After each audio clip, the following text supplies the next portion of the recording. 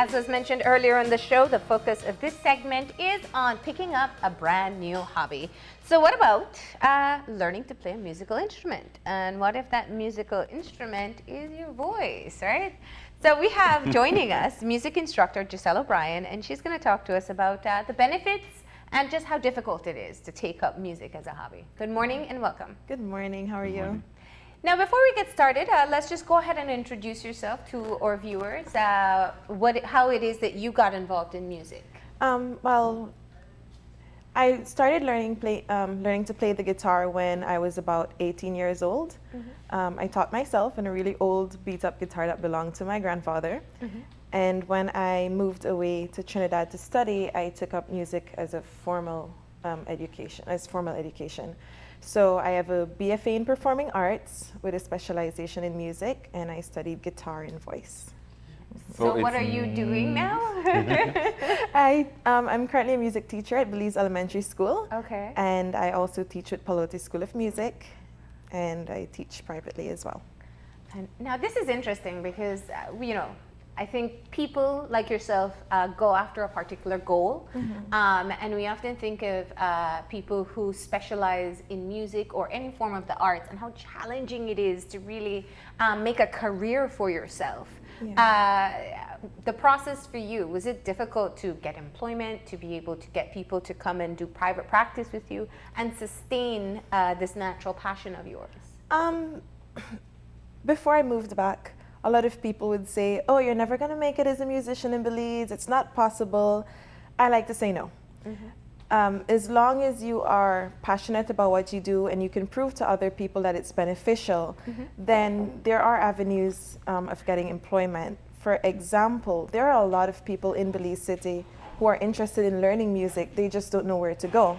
So as a musician, you need to make yourself available. You need to go out there and say, hey, I play an instrument. Do you want to learn?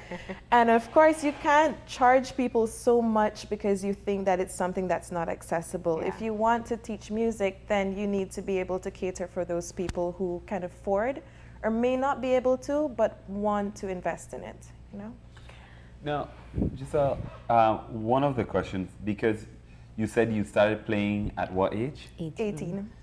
For a lot of people, they don't think that you can learn an instrument as you get older. So how do you encourage people to, it might have been a childhood dream, your family could not afford it. Is there ever too late a time for you to pick up an instrument? No. I had a student last year who started learning guitar at 64. Wow. And she learned pretty fast. I think that a lot of people think that music or even art, any kind of visual art, depends on your talent. It doesn't. Talent is 10%. The discipline and the want and the drive is 90% of learning your instrument. If you are willing to put aside that time to practice, then you're fine. And I think as the older you get, it's easier to make that logical connection between all the elements of music than it is as a child. As a child, you might pick up the sound, but as an adult, you pick up the logical path between those things. So it makes it easier as an adult. Now that's interesting because I think one of the things that often happens is that people start to take up an instrument and they're often taught to learn by ear. Is this a good habit? Is it a start? What's your thought on that? I think it depends on the person. For me, learning by ear was okay, but having the music in front of me was better because I can visually see the patterns that the music had. For other people, learning by ear might be better because they're more accustomed to listening to music and repeating what they're hearing. So it really depends on the person and their strong points. So now, it's a good point you're raising. What methodology do you employ in terms of getting someone into a new instrument? Well, with each of my students, it depends. I have some students who I can put a piece of sheet music in front of them and they will learn to read it very fast. I have other students who will look at it and be like, oh, miss, I don't get it at all. So it really depends on the person. For most people who are better with visual, I use sheet music and I use colorgrams. For those who are better hearing the music, we play together. So I might play it on the instrument for them and they repeat it, or I might sing the notes and then they repeat it on the piano.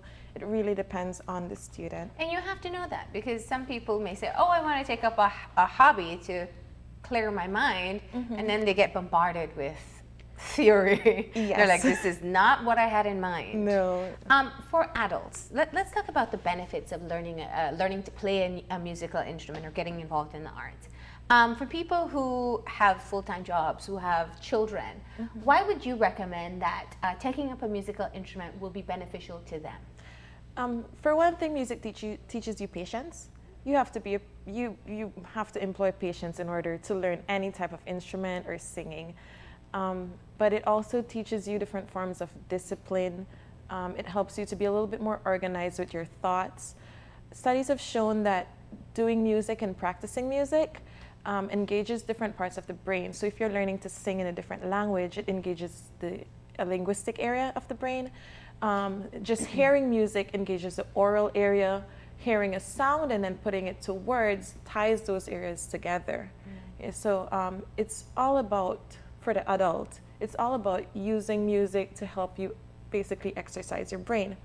Is it a good stress reliever? Last month, we were joined by the youth orchestra, and we had Dr. DeShield, who was a part of the orchestra, who said he played the cello just to be able to relieve stress. Yes. A lot of people initially might feel a little bit stressed because they feel like they're bombarded to learn. Depending on your music teacher might make it a little bit more fun for you, so that you're no longer feeling the stresses of learning something, but just applying it, which is where that stress-free environment comes from. For me personally, I sing everywhere. I might walk on the street and a tune comes to my head and I'll start singing, and for me that's a de-stressing. Yeah. Are you going to break out in song now? Well, I actually wanted to see if we can do something this morning, including both of you. So it's pretty easy, and this is something I do with my kids and infant too. So you should be able to handle it. Not on live television. But yeah, we'll play along. I'll play along. All right, so this is what we're gonna do. What are we gonna do? Where's the guitar? Let's try the guitar instead. We're gonna do something very simple. We're just gonna do a small rhythm and an answer and call. So this is what we're gonna do. We're gonna tap 4 on our legs. 1, 2, 3, 4. 1, 2, 3, 4, and we're gonna keep repeating that, okay? No, we are gonna sing in just a bit. That's what we're building up towards. Yeah. And I wanna ask a very fundamental question. Many people will say, oh, I'm a terrible singer. Why would I ever get into that? What do you say to them? That's a lie. It's a big lie, because if you can hear a sound and reproduce something close to it, then you can train yourself to sing properly. Everyone is a good singer unless you really cannot hear what, the actual sound in music. If you can enjoy music, then you can definitely sing it. So the argument that some people are tone deaf? That is less than 1% of the general population. It's so an they actual can be disease. taught the skill. Yes. Okay. All right. Yeah. Let's Ready? go then. Let's see how tone deaf we are. Probably So- a bit. 1, 2, 3, 4. 1, 2, 3, 4. And you're gonna repeat after me, okay? The itsy bitsy spider went up the water spout. Went up the water spout. Let's take it a little slower. Yes. The itsy bitsy spider The itsy bitsy spider went up the water spout. went up the water spout. Down came the rain Down came the rain and washed the spider out. and washed the spider out. Out came the sun Out came the sun and dried up all that rain. and dried up all the rain. And the itsy bitsy spider And the itsy bitsy spider went up the spout again. went up the spout again. Went up the spout again. Went up the spout again. Went up the spout again. Went up the spout again. Very good. All right, you win the award for getting us to sing on live television. Oh, my mother. Let's hope I made her proud. But as you see there, you tied in doing motions with your hand and your voice and different rhythms all together, which is something that music actually brings together. That, again, using different parts of the brain, the part that controls your movement, your sport, and everything with your voice. So, And it's so how did we do? Instrument. excellent. I would give you a B+. Well, we like to strive for A, so we're going to work on that after this. It was not fair because we were singing in choir, right? In chorus. Yeah. So. Okay, and we were very cognizant of the fact. No, I do. I have to give. I was in the choir when I was younger. It's been a while. No, so obviously, as you said, people can learn the skills to sing properly. Yeah. And that is one of the things that oftentimes we have, or new artists come out, and none of them have had any vocal training. Do you offer that? Do you help singers to be able to better their craft? They have a natural talent, obviously, because they're making music. Well, I do offer vocal training. There are many other skilled vocalists in Belize that do the same. I'm classically trained, so I follow a certain school of training, whereas other people might, employ different ways. But yes, I do vocal training. What does it do for a person who is naturally a good singer? It helps them to enhance their natural talent. It teaches them techniques that are going to make their talent better. There is a very, very close relationship between speech and singing.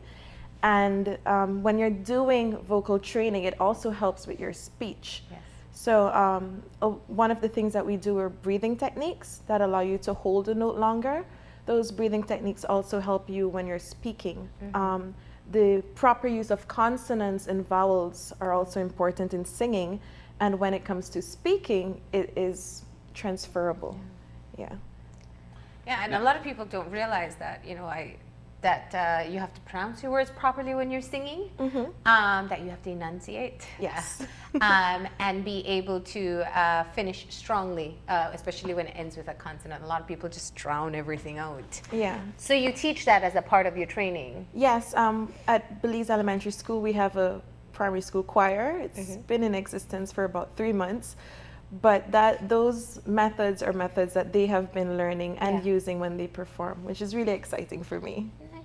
Yeah. Now, you talk about the instrument that costs absolutely nothing, the voice itself to actually develop, but it's still one of the more daunting things for people to get into. How do you get people, because not everybody will want to perform, but just to develop the voice, what are some of the benefits to actually work on that as an instrument?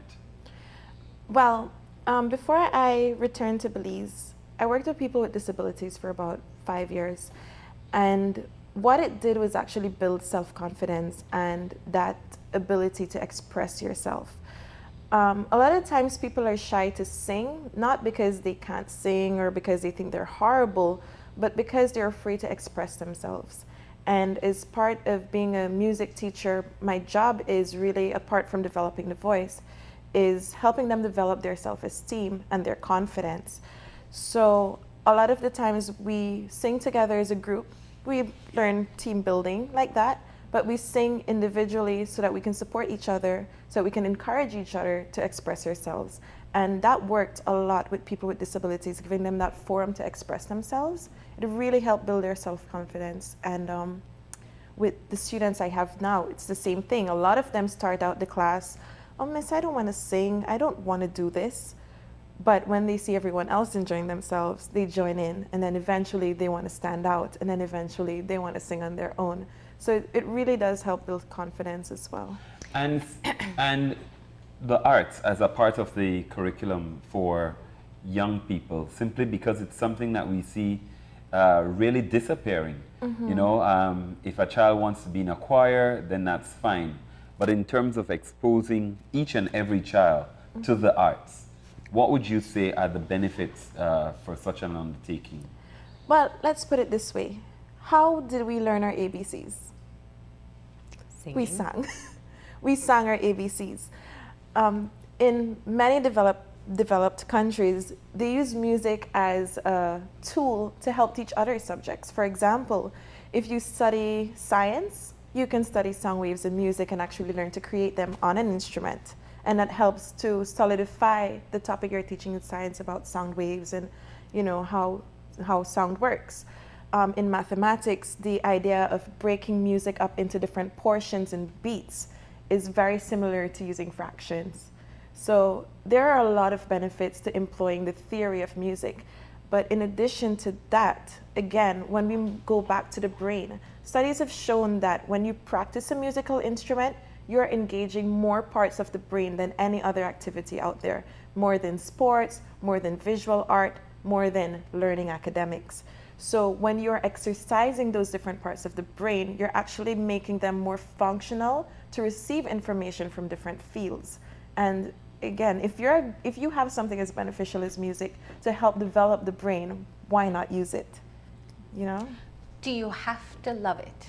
Because this is the part, this is where we see oftentimes, and especially with children are pressured into doing picking up a musical instrument. Yeah. We spoke a bit about adults, but since we're on children, should a parent force a child to keep with an instrument? No. I am definitely against forcing children to do something like that because it kind of generates this dislike. Okay. And music is something that most people, not all, but most people generally like. A child may love listening to music, but that does not necessarily mean that they will enjoy playing it. Yeah. You need to find out what that child's interests are. There are many different instruments. Some might enjoy playing the piano, and some might enjoy playing the drum. Others might enjoy singing, and others might just enjoy listening and watching. Or dancing. Yeah, or dancing. Yeah. And again, you don't want to force children into something that they're not gonna do. All right, and for the adults, because of course that's where this segment started, Yes. for people who want to pick up new hobbies, what type of commitment does it take to be able to decide I want to learn to play the guitar, for example? An hour a week. That's it. You don't need much more than that, unless you really want to be the next, Jimi Hendrix. An hour a week is fine. Joining a choir for, you go to practice twice a week. That's all you really need.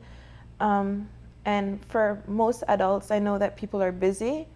Something as simple as, you're sitting on the bus on the way home, you pull out your music sheet and you sing the notes. That's practice.